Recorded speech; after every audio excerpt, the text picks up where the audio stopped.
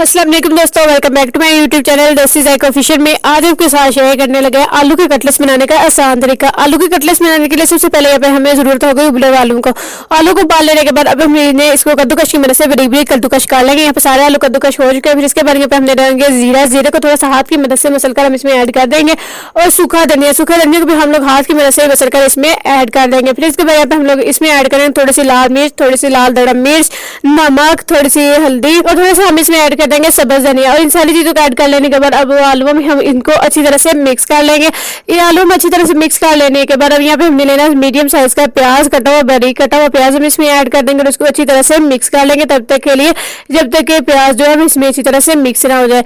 जब आलू में प्याज अच्छी तरह से मिक्स हो जाएगा यहाँ पे हमने लेना ब्रेड की पीस और ब्रेड को बारीक बारीक काट कर हम इसमें ऐड कर देंगे और इसको हाथ की मदद से इतनी देर के लिए मिक्स कर लेंगे तब तक के लिए जब तक जो ब्रेड है वो अच्छी तरह से मिक्स ना हो जाए। यहाँ पर इसकी स्टफिंग बनकर हो चुकी है तैयार। अब हम लोग हाथ को ग्रीस करके इसको हाथ की मदद से हम लोग इस तरह से शेप दे देंगे।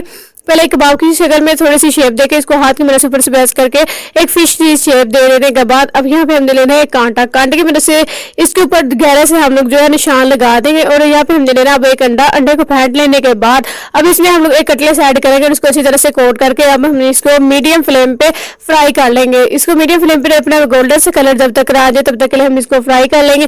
दोस्तों हमारे मजेदार से इजी से आलू के कटलेट्स बनकर हो चुके हैं तैयार। दोस्तों अगर आपको मेरी वीडियो पसंद आई हो मेरी वीडियो को लाइक और मेरे यूट्यूब चैनल दिस इज एक ऑफिशियल को जरूर सब्सक्राइब करें। इंशाल्लाह अगली वीडियो मुलाकात होगी, तब तक के लिए अल्लाह हाफिज।